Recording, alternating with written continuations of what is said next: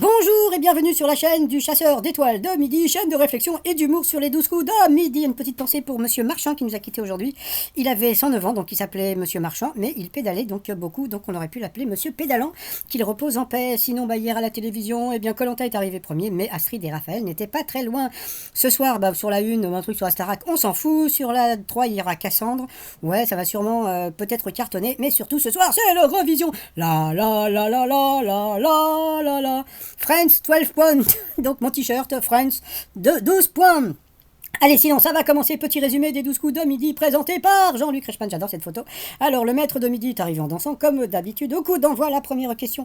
Selon l'expression, quel véhicule allons-nous prendre avec Simone? Donc, comme mon t-shirt avec Nina Simone. Donc, bien sûr, c'est en voiture Simone. Après, vous aviez le jolie Aurélie qui était venue avec sa sœur, qui était très jolie aussi.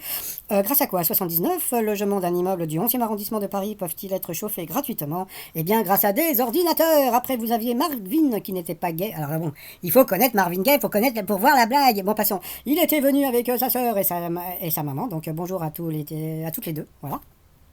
Selon la faculté des sciences du cerveau de London, reconnaître sa chanson préférée prend autant de temps que le cligner des yeux. Après, vous aviez Sergio qui était venu. Alors, on ne sait pas. Voilà, donc la production, je sais pas, vous auriez pu mettre les noms en dessous, ça aurait été sympathique, mais bon, je sais pas, ils n'ont pas voulu le faire, bon, tant pis. Alors, quelle star accompagne Rosalia pour le duo Los Van Olivadar, je sais pas quoi, utilisé dans la série Euphoria, je sais pas, et je m'en fous.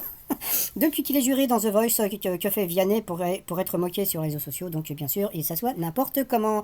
En Autriche, pourquoi un village vient-il d'être rebaptisé Fugging? Donc bon, c'était facile, c'était parce que il s'appelait Fucking, donc voilà, c'était une question. Je me demande si on l'a pas déjà vu dans cette émission ou ailleurs, mais il y a pas longtemps que j'ai entendu parler de cette question. Qu'a répondu Sarah Bernard, la tragédienne amputé d'une jambe au directeur du cirque américain qui proposait de lui acheter sa jambe? Eh bien, c'était laquelle? Donc, sur cette question, Marvin est passé au rouge. Qui dit rouge dit duel. Il a pris Sergio en duel, qui est tombé sur une question de foutage de gueule. Quelle région se trouve Quimper? Donc, vous aviez la Bretagne, la Normandie, le Pays de Loire ou le Grand Est. Bien sûr, c'était la Bretagne. Un année chouchen. Bon, passons. Alors, ensuite, Sergio, Bruno et Aurélie sont retrouvés au coup par coup. Et puis, alors, il y a eu toute une série de questions sur l'Eurovision. Donc, tu la sens un petit peu le truc, hein? Bon. Et puis il y a eu la réponse de Bilal Hassani, donc bien sûr. Et d'un seul coup, voilà, il est arrivé. Bilal Hassani, Hassani, donc toujours aussi sympathique. Franchement, je vais pas dire du mal, mais je trouve qu'il a un très beau parcours. Et puis il a une très belle carrière. Moi, je me rappelle quand il était au début sur YouTube à faire des vidéos avec sa maman. Donc, et voir un petit peu ce qu'il est devenu. Donc, franchement, bravo à lui. Le maître de midi était sous le charme, parce que je pense qu'il était un grand fan de Bilal Hassani. Donc, il était vraiment comme un fou face à lui. Donc, après, bon, ils ont continué un petit peu par rapport aux questions. Donc on a appris que Michel Thor n'avait jamais fait l'Eurovision. Et puis donc après, Bilal Hassani a chanté sa chanson qui était plutôt pas mal. Le maître de midi a dansé. Comme je dis, il était vraiment sous le charme parce que franchement c'est vrai que Bilal Hassani, c'est quelqu'un quand même. La chanson était plutôt sympathique. Et puis après, il est parti. Donc après, par rapport à quelle commune existe en France, je vous laisse chercher celle qui n'est pas en France. C'était Marciac. Non, Armagnac. Ah bon, j'ai pas compris leur truc là. Quelle commune existe en France? Ah bon, d'accord. Armagnac, il n'y a pas de village qui s'appelle Armagnac. Bon, d'accord. Quel couple? Alors ça, je vais pas dire du mal, mais bon. Quels sont les thèmes de prédilection de Bruno? Il n'y a pas genre la Grèce et qui a tout ce qui a un rapport avec la Grèce? Attendez, parce que vous allez rigoler. Donc là, il y a eu toute une série de questions sur la Grèce, etc. Donc la mauvaise réponse, c'était Zeus et Ganymède. Donc il y a un truc qui s'est passé, mais j'en parlerai sur une autre vidéo.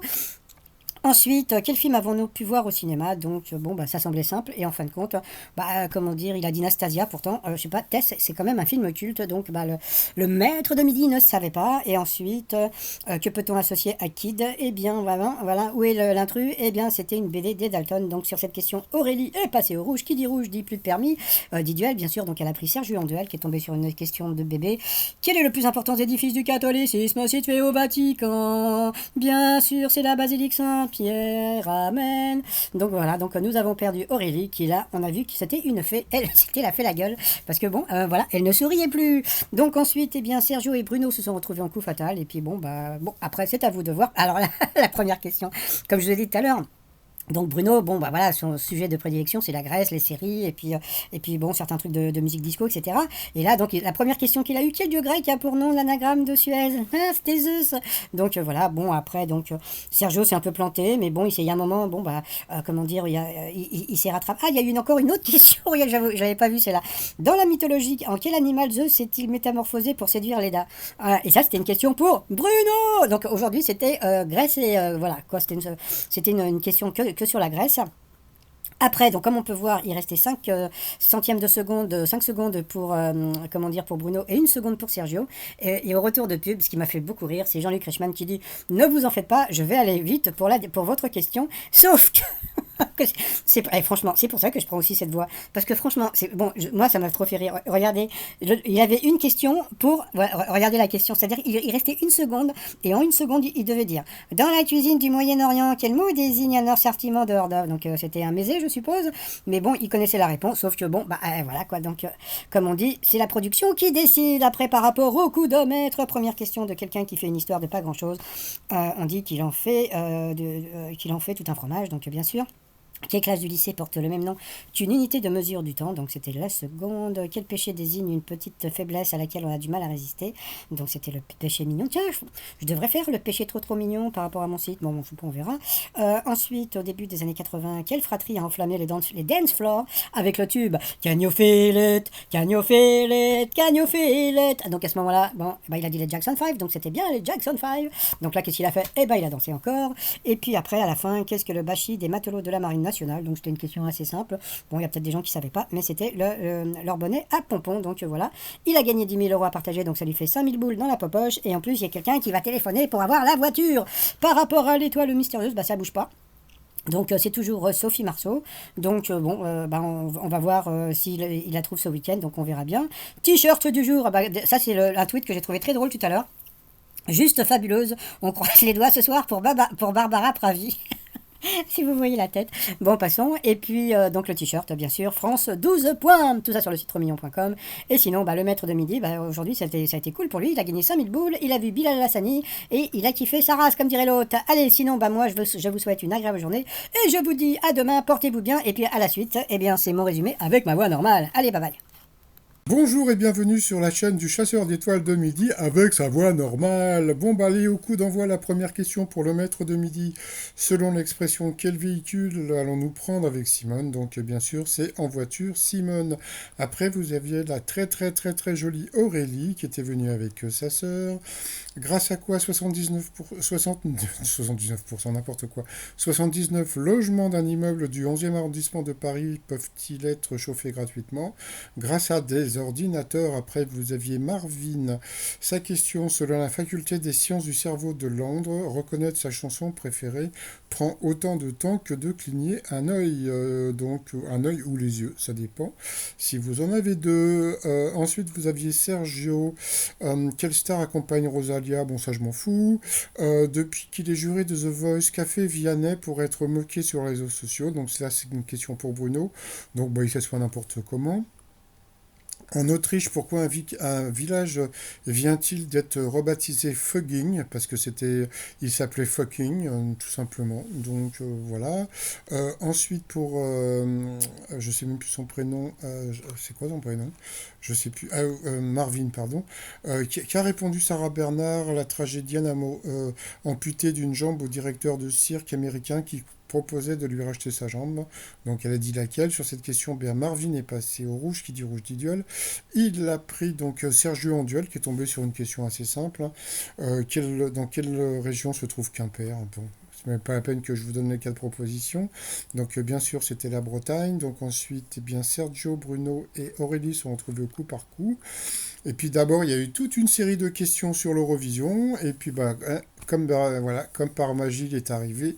Bilal Hassani est venu il est venu chanter. Voilà, ça a fait une très grosse surprise pour Bruno parce que franchement, je pense qu'il le kiffe. Et puis bon, comme je dis, c'est vrai qu'il a quand même pas mal de talent, le Bilal. Donc après, on a pu voir que la mauvaise réponse était Michel Thor qui n'avait pas participé donc à l'Eurovision. Bilal a fini de chanter. Après, eh bien, donc, c'est qui est passé? Donc, Je crois c'est Aurélie qui est passée donc au rouge, qui dit rouge dit duel. Elle a pris Sergio en duel, qui est une question un peu débile, hein, qui est le plus important édifice du catholicisme situé au Vatican. Donc, bien sûr, c'était la basilique Saint-Pierre. Donc, eh bien, bon, bah, quand elle a vu que les questions étaient hyper faciles pour les autres candidats, eh bien, Aurélie a fait un peu la tête, mais je peux la comprendre. Après, bah, par rapport au coup fatal, eh bien, Sergio et Bruno se sont affrontés, et puis bon, bah voilà, après, c'est à vous de voir. Moi, je ne dis plus rien. À la fin, eh bien, donc Bruno a gagné, donc surtout la dernière question, ça m'a beaucoup fait rire par rapport au coup de maître de quelqu'un qui fait une histoire de pas grand-chose. On dit qu'il en fait tout un fromage. Quelle classe du lycée porte le même nom qu'une unité de mesure du temps, donc la seconde? Quel péché désigne une petite faiblesse à laquelle on a du mal à résister, donc un péché mignon? Au début des années 80, quelle fratrie a enflammé les dance floors avec le tube Can you feel it? Can you feel it? Can you feel it? Nananana. Bon, passons. Voilà, donc c'était les Jackson 5, bien sûr. Donc bon, bah, voilà. Donc le Bruno, il a encore dansé. Qu'est-ce que le Bachi des matelots de la Marine nationale, donc un bonnet à pompons. Donc voilà, il a gagné 10 000 euros à partager. Ça fait 5 000 euros. Donc il a continué à danser. Alors je sais pas si vous savez, il y a, comment il s'appelle Charles Trenet, on l'appelait le fou chantant. Eh bien, j'ai un nouveau surnom pour Bruno, c'est le fifou dansant. Donc voilà. Donc ensuite, par rapport à l'étoile mystérieuse, eh bien, il est parti complètement ailleurs. Donc pourtant, je pensais qu'il allait trouver assez rapidement donc Sophie Marceau. Donc j'ai vu que quelqu'un m'avait dit que ça pouvait être aussi Gérard Lenormand.